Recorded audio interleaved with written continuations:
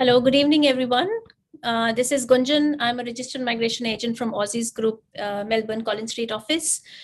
Today, I'm here live to speak about some of the changes that have happened regarding the 485 visas. Some of the changes, upcoming changes that the Department of Home Affairs will be introducing and has introduced. Taking into consideration the people who were affected or who are on 485 visas and the people who are affected who are on the 494, 487 and the 491 visa holders as well. In this session, I'm also going to speak about the 482 visa requirements. What are the requirements from the employer side and what are the requirements of the nomination and the visa requirements as well. So I've made a small presentation related to the recent 485 visa requirements. And if you have any questions, guys, feel free to ask me in the comments section. I will try to answer as many questions as I can in the live session, and the questions that I'm not able to answer, I will try to answer them after this session as well. So I'm going to share my screen again and I'll leave my contact details as well. If you have any questions, feel free to ask me.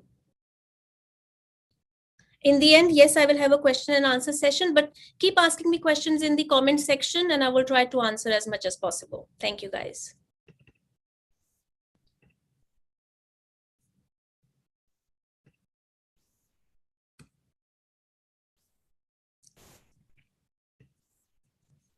So I'm leaving my contact details as well. So hello, everyone. Again, the people who have just joined, my name is Gunjan and I work as a registered migration agent with Aussizz Group. As everybody knows, Aussizz Group has more than 15-20 years of experience in the migration industry, and we have registered migration agents and qualified education counselors that work all over Australia, and I'm based in Melbourne Street, Collins Street office. Okay. So a little bit about the reopening of borders. As everybody is aware that the Department of Home Affairs has opened the borders. Now, one of the common questions I'm usually asked is that who can enter Australia? Can my parents come? Can my brother sisters come? I'm holding a bridging visa B. Can I come back to Australia without any travel exemption? So last year when the rules were really strict, the travel exemption was required for the partners. There were exemptions required for parents for compelling and compassionate circumstances. However, from 21st February, Australia has opened to fully vaccinated visa holders, but if you're not fully vaccinated, you still need a travel exemption to enter Australia. And you will be subject to the state and territory quarantine requirements as well. There was a change for the working holiday visa holders as well, who are currently offshore. And the next 12 weeks, you'll be eligible. There's a refund requirements as well. So a lot of questions are coming up. Am I eligible for a refund if I lodge a visa application? So student visa holders who are currently offshore, who comes to Australia over the 8 weeks, the department had mentioned about the refund of the visa application charge. And even the same goes for the working holiday visa holders. That's the refund requirements. And as borders are reopened, people can enter Australia without travel exemptions. Now, this is the most common thing going on about the 485 visa changes. I understand what the students have automatically been extended the 485 visa. And some of them have received, some of them have still not received. So a lot of questions are coming up that why haven't I received the 485 extension till 30th September 2022. So, sorry. So on 18th of February, there are certain temporary graduate visa holders whose visas have been extended to 30th September 2022. Now, to be eligible for this extension, you need to also understand that you must have been outside Australia during these critical dates. So between 1st Feb 2020, that was the peak time of the COVID, and between the 14th December last year, 2021. So between this period, you must have been outside Australia. If you have been in Australia during the whole period, you are not eligible for the 485 extension. Also, you need to understand that you must have held a 485 visa, which was in effect during the time it was seized, or it should have ceased before this year, October 2022.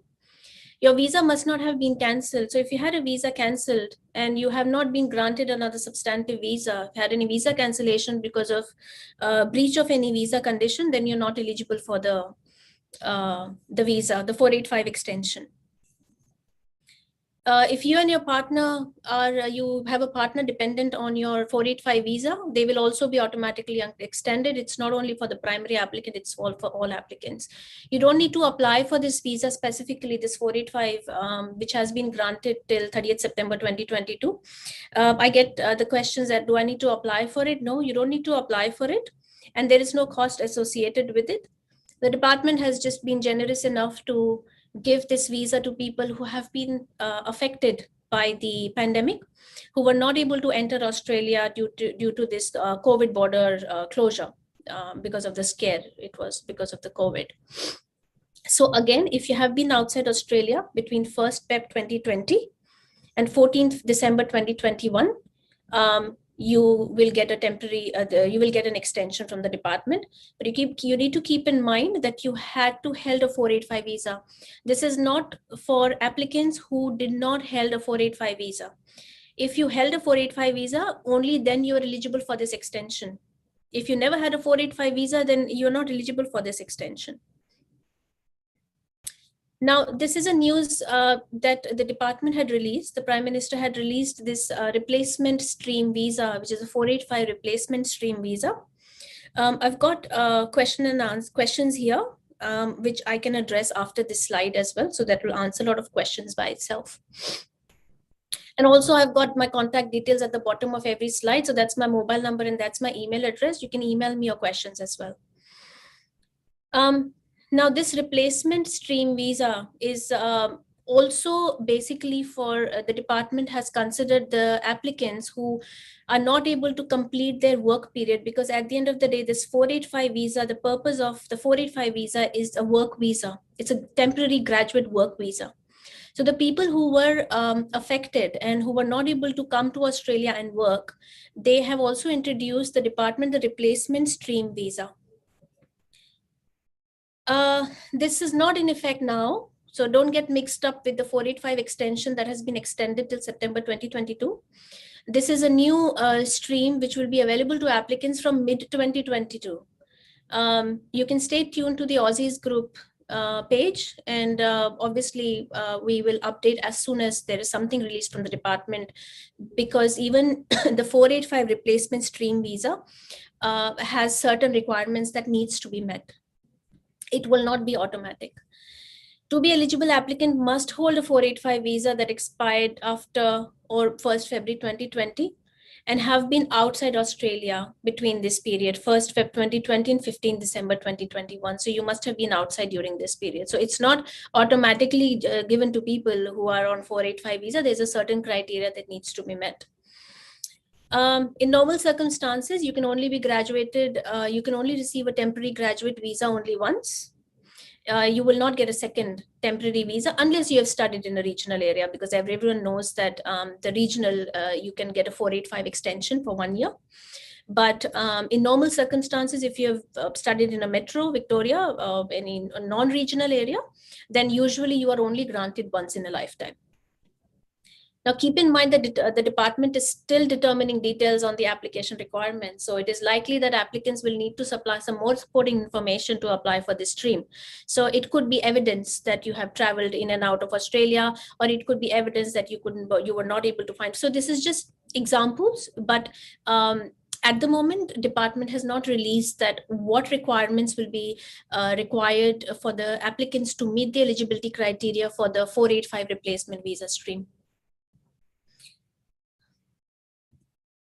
So I'll take some questions before I get to the next slide for the employer-sponsored visa, and I've got my details at the bottom as well. You can contact me directly. So what is the criteria for 491 selection?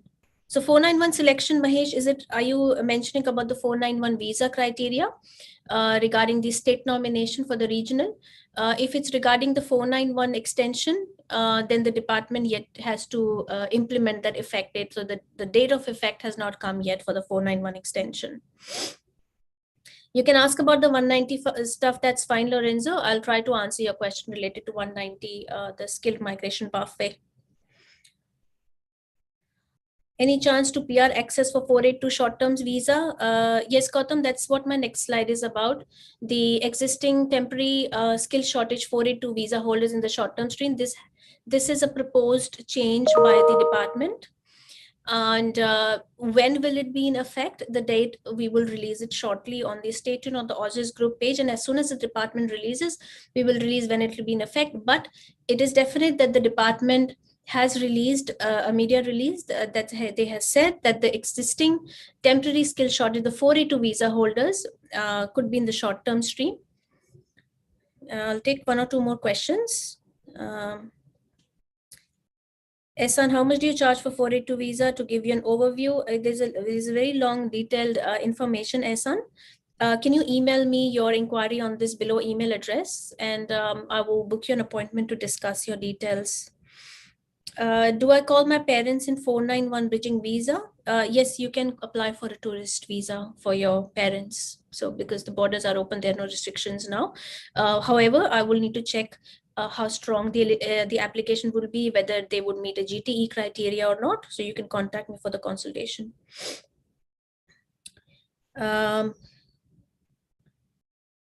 Okay. I have 8 years of experience in nursing, bachelor's 2020. How do I apply? So if you've got a bachelor's degree in nursing and you've got work experience, we can apply for skill assessment based on the eligibility for the program, the OBAP program, whether you're eligible for it or not. We can check your eligibility for that as well. I'll just get on to this news first, and then I'll take up more questions after this. The extend visas for the skill regional 489, 491, 494. So the department will also be considering an extension for people who, for example, the 491 visa. So if the 491 visa, if you were on 491 visa, that's for 5 years, where you need to live and work in a regional area to meet the requirement for 191 permanent residency. So if, for example, you were stuck outside Australia and you were not able to come to Australia to fulfill the requirements for the 491 or 494, so the department would consider and give an extension to people as well. Current and expired skill regional provisional visas will be extended, providing additional time to meet regional work requirements for permanent residency. So in the 5 years visa, if you were not able to fulfill the 3 years visa requirement, then if you are left with only, for example, 1 year of visa, so if it's expired, if you were stuck outside, the department will consider the requirement to extend the visa, so you can finish your 3 years of requirement and apply for 191, which is a permanent residency. So Ehsan, my email address is mentioned at the bottom. It's gunjan.malik@aussizzgroup.com.au. I'll mention it to you after this session as well. Now I'm going to talk about some of the requirements for 482 as well, because in detail, I'll also talk about the 407 training visa and the 482 employer sponsored visa. Because you are on a 485, why I'm going to talk about the 482 is that now you need to understand that you have been given extra time by the department for a 485 visa. So it is always good to make use of it.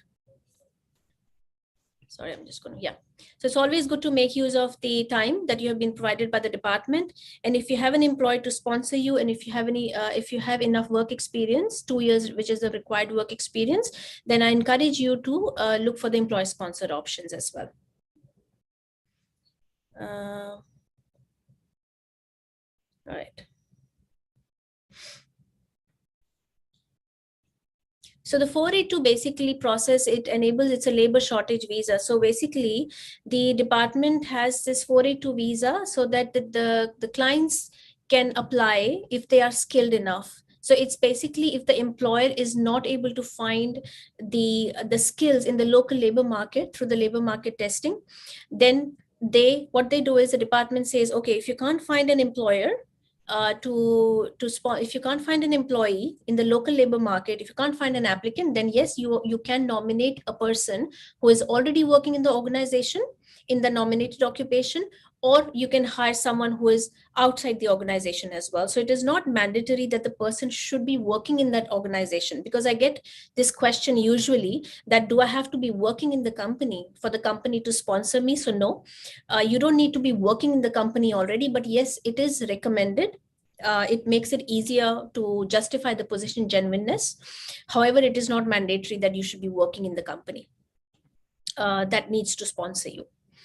Now, this is just an overview that what is basically 482, because I get asked this question that what is a 482? What's the difference between 482 and 186? So difference between 482 and 186 is that the 186 is a permanent residency and 482 is a temporary visa. So for 482, depending on if it's in a short-term list or your occupation is in a medium-term list, you will be granted for the number of particular years.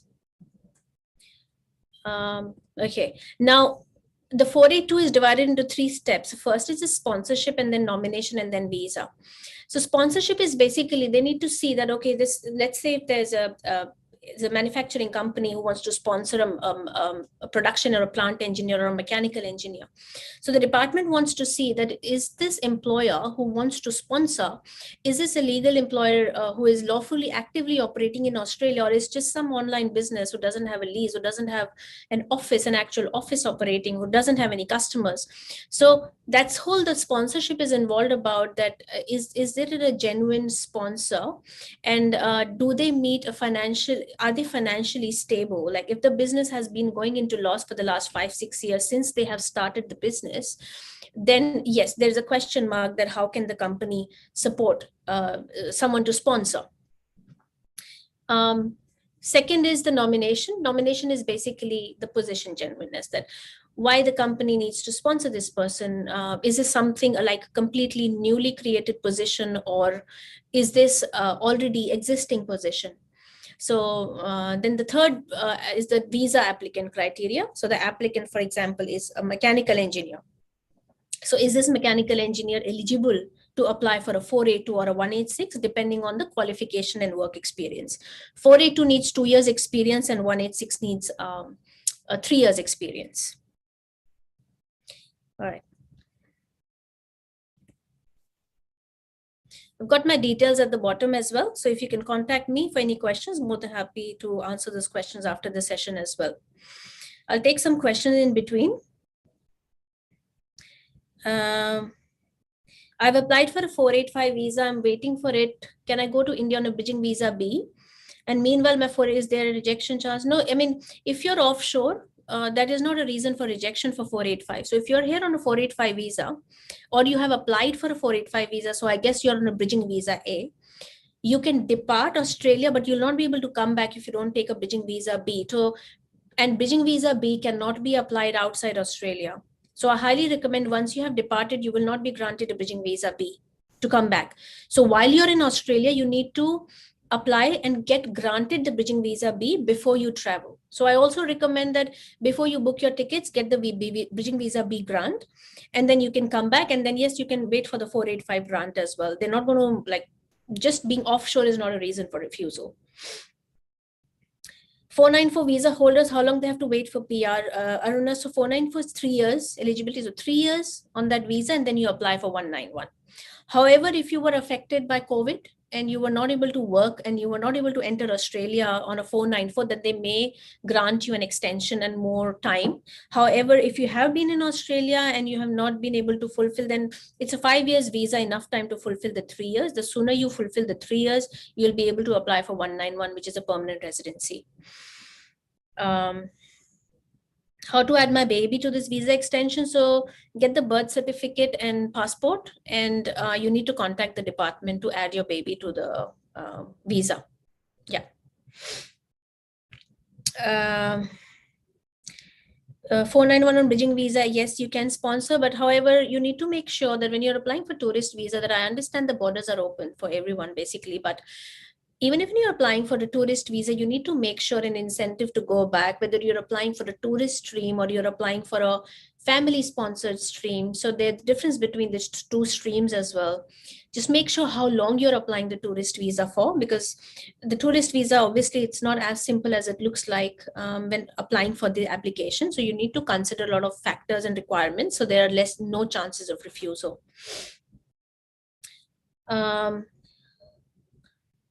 Okay, I'm talking about 491 New South Wales invitations, at last round they have invitations, people lower points. Yes, they did, Mahesh, because depends on 491 which stream of invitations as well. The New South Wales 491 1, 2 and 3. So one is obviously it was in the priority people who are living and working there for the last 12 months. Depending on the occupation as well, I had a couple of invites for engineers as well in the New South Wales stream 1. Stream 3, yes, there were less invitations, but I do recommend that March is the next window for the New South Wales 491. So if you're eligible, then you do. There's no like a particular quota they have released that this much has been filled. So it's all about, you just need to apply and wait for the New South Wales regional invitation. And on the side, keep looking for the other state nominations as well and other visa options for yourself, Mahesh. Honey is asking 482 visa requirements in horticulture and farming diploma of production.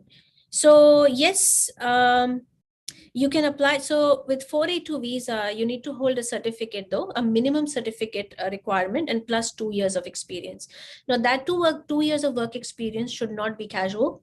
It has to be permanent part-time or full-time. So it can be pro rata. So let's say you've got 3 years of experience as, let's say, a gardener, and 3 years of it's a part-time experience, 20 hours per week, then you will be eligible with 1.5 years of experience. So it's pro rata. That work experience may be before qualification as well. You can get in touch with me if you have an employer, that's great, and we can look at the 482 visa requirements for horticulture and farming diploma of. I'm not sure if you have a question saying if you hold a diploma of production, your qualification has to be related to your nominated occupation. So we can have a look at it. Rabina is asking, I have 8 years of experience in Nepal as a nurse, and I'm planning to apply for 482 491. Procedure for applying. Yes, if you have experience as a nurse, but you do need to hold a degree as well. A Bachelor of Nursing. You can email me your resume on this at the bottom. I've written my email address. You can email me your resume and I can check your eligibility for the 190 or 491 or 482 if you have an employer. I will check your eligibility, whether you're eligible for to be a skill assessment for a registered nurse or not. 491 visa, can we do work in any skilled work or 3 years? Yes. So AP, you on a 491 visa, there is no rule that you have to work in your nominated occupation or a skilled occupation. You can work in any field, but make sure that you fulfill the requirements. You can also combine 2 jobs. So if you're struggling to get a full-time job, you can combine 2 jobs to fulfill the criteria of a full-time work experience. And it's better that you consult a migration agent while you're on a 491 visa. So by the end of 3 years, I mean, you don't miss out on any criteria. The salary needs to be 54,000 per year. So you need to make sure that you're earning that much of salary as well. Vivek is asking, what about carpentry? Finished my job, so which state I have to move as a carpenter? Trade, I mean, Victoria opened chef and cook, so I'm not sure if it's too much to ask for other trades as well. It's a little bit tricky because by June, July, when they will finish this program, so they might come up with more changes. But obviously my suggestion would be that don't completely rely on one state. Keep your options open and understand that if you have a job in any other state, let's say for example New South Wales regional area, if you're getting a job and you have still got your visa left, then why not try the New South Wales regional option as well. You can get in touch with me on this mobile number and email address at the bottom, and I can arrange a consultation to discuss. I'll get on to my slides and then I'll take more questions after this session as well. So a little bit more about the 482 visa process. So like I said, the employer needs to be have an approved sponsorship. So you can apply all 3 together. Like you can apply for sponsorship, nomination, and visa. You don't need to wait for the approval.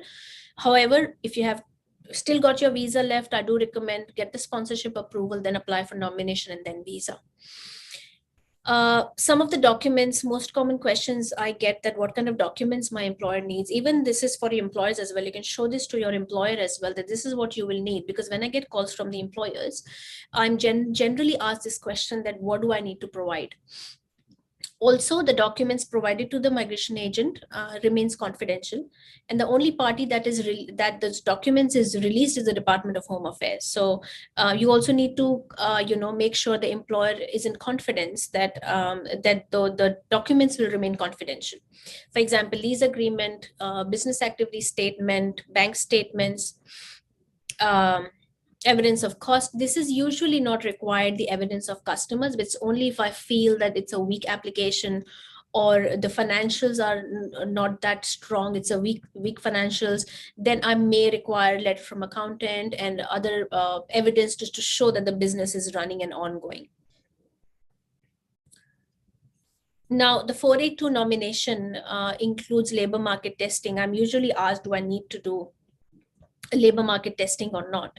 It is highly recommended because it helps to prove the genuineness of the position as well. And labor market testing is mandatory. So the case officer, high chances of refusal of application if the labor market testing is not done. There are certain exemptions for labor market testing. For example, if you hold a particular a country of passport and then you have worked in the company for 2 years, there are some exemptions. However, do consult a migration agent before you do not do a labor market testing. So the labor market testing needs to be done for 28 days. So Job Active is a mandatory site. So if you've advertised the job on these 2 sites, 3 sites, and you've not done the Job Active, which is the Australian government website, then you will not meet the labor market testing requirements. So you need to make sure that you do the labor market testing as well. What is the evidence when you do a labor market testing? Also need to understand that the job doesn't have to be posted just for the sake of it. So you need to understand the relevance of labor market, why the labor market is being done for the 482 process or the 186 process is that the department needs to be convinced that the employer tried to find a skilled person in the local labor market who's a resident or a citizen, and they were unsuccessful to find the candidate. So for example, the position title has to be correct, the duties and responsibilities have to be correct, the salary has to be correct. Like if the job advertisement said that we are providing like a 60 to 70K and the employment contract actually has 90K, so that labor market testing is not done correctly. So you need to also understand and make your employer aware that the labor market testing should be done correctly for the purpose of the for being eligible for the visa application, for the nomination application.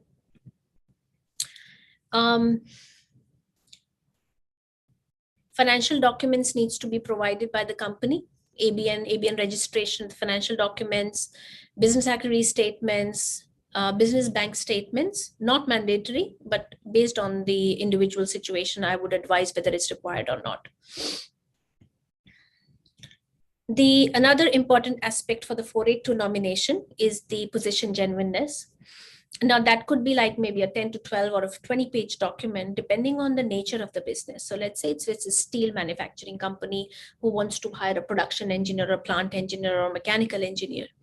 Now, why you need a mechanical engineer in that company, whether you have advertised this position, and why were there no suitable candidates? Because there are people in the market who are experienced. Another trick is that the employer may need some particular skills that they were not able to find. But also, you need to make sure the job advertisements should not be posted in order to hire a particular person. The labor market testing has to be done very genuinely. And we need to prove that genuine efforts were made, because most of the reasons why the employer nomination fail is position genuineness. 90% of the reason the nominations fail or get refused due to the position genuineness and labor market testing not done properly. Why the nominee, why that mechanical engineer is an ideal candidate for the position? How much is your experience? 482, you need 2 years experience, again, plus a qualification which is relevant. So if you've got a bachelor's of accountancy and you've got 2 years of experience, it will be a bit tricky to justify why that person is considered skilled and eligible for the 482. If it's a new position, it needs to be addressed that how come they suddenly need an engineer. If it's an existing position, then it needs to be justified that why they need to hire you again. if the position was previously occupied, why is it now vacant? If there was no person filling up that position for the last 2 years, then why suddenly they need a position? So there are a couple of some of the things that I have mentioned involved to the position genuineness.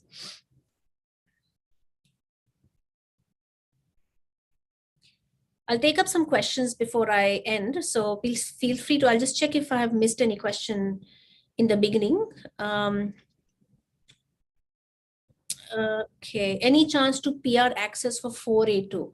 So Gautam, if for example, let's say that your occupation, for example, a contract administrator is in a short-term list. A project administrator is in a short-term list, for example. Even if it's in a short-term list and the company is happy to sponsor you, we can have a look at, like, on the side, obviously you will be working on a skill, so you can apply visa for 2 years plus 2 years extension because the occupation is in a short-term list.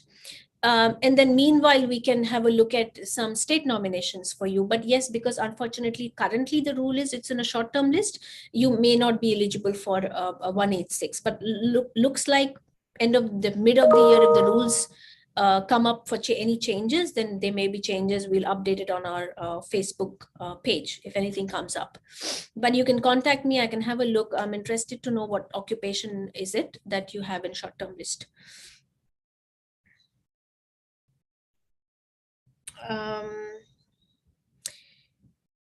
Okay, how to add my baby? So you need to get the passport and birth certificate.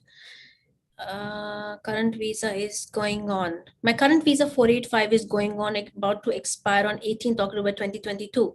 I'm outside Australia.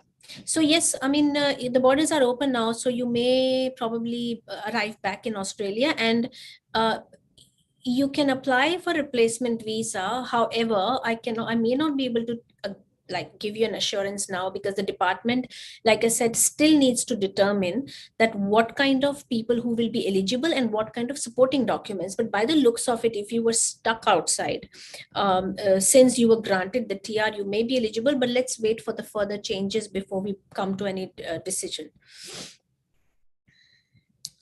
What about the people who are in Australia and have applied for 485 visa? The processing time is varying a lot. Sometimes I get grants in 1 or 2 months. Sometimes I've been waiting for 6 to 7 months. The 485 visa, if you are probably in a rush to have it granted, you may maybe just ask for an update from the department, but they usually don't like it if you call them and ask for an update, because they just say, okay, you just wait for the decision. I usually try to lodge a decision ready application, get your medicals done, provide your police check, just make sure that all the documents are attached to your online application. That helps the case officer to take a decision faster. All right, I'll take some more questions here.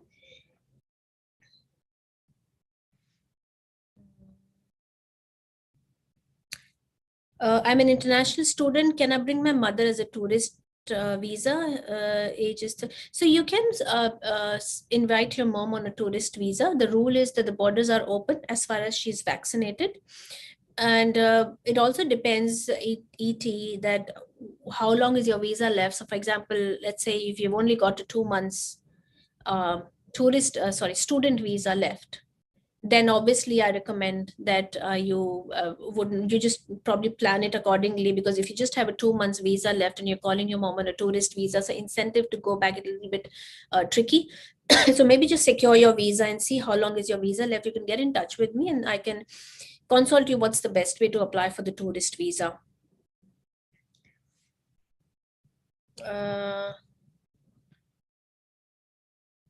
Okay, I studied in Perth, WA. My 485 expired on 2021.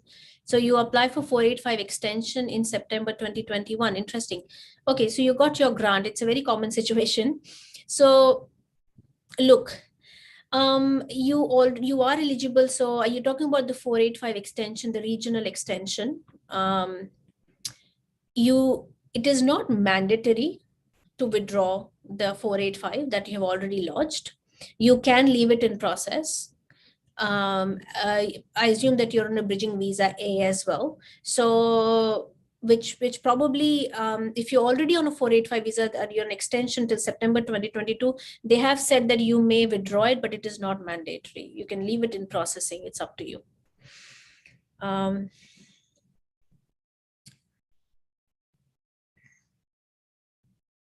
Will there be any pathways to PR for short-term 482 visa holders during the pandemic? Yes. So the higher the Department of Home Affairs is determining the eligibility still, and they may be coming up in the mid of this year about the 482 visa holders for a pathways to PR for 186 as well. So I'm pretty hopeful that they would, because at the end of the day, they still need to fill in the skill shortage. And even if these occupations are on a short-term list, there's still a skill shortage.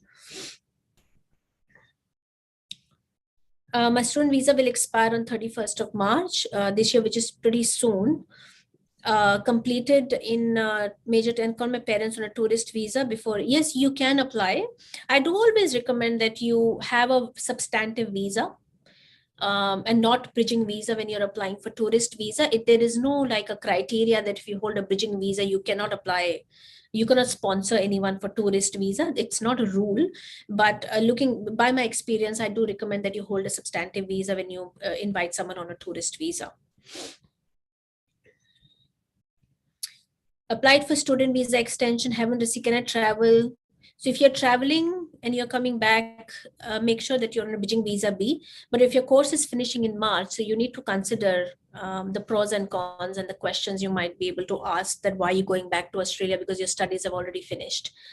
So why don't you lodge for your 485 and then get on a bridging visa C, and then but you won't be able to travel on bridging visa C. So just keep in mind that you can get a bridging visa B from bridging visa A, but once you're on a bridging visa C, then you cannot. So don't withdraw your student visa yet. So just get in touch with me. I will discuss what's the best thing to do step by step.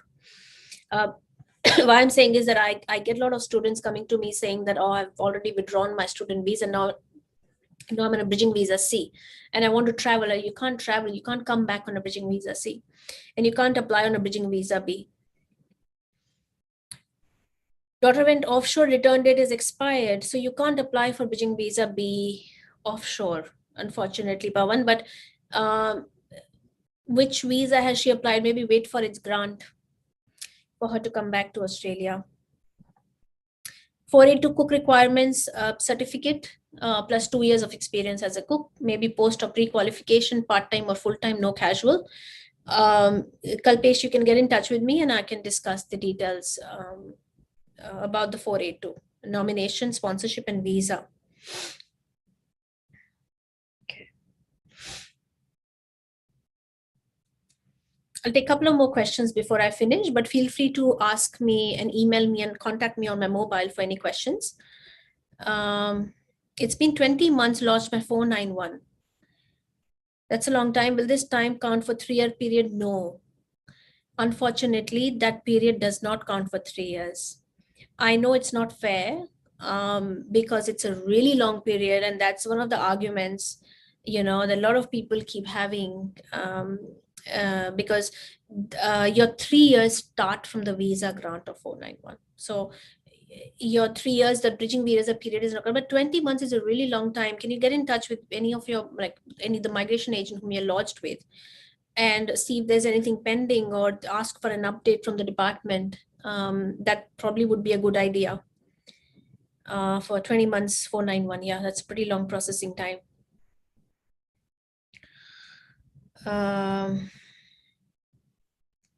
Health insurance, Nisrag, yes, you need to hold health insurance, and not the student health cover. Student health cover is only for student visa. You need to get the health insurance while you're on a 485. It's mandatory. I'll take 1 or 2 more questions here. What visa is the best for diploma of agriculture? So diploma of agriculture, you need to check how much work experience do you have as well, whether you're eligible for skill assessment or not.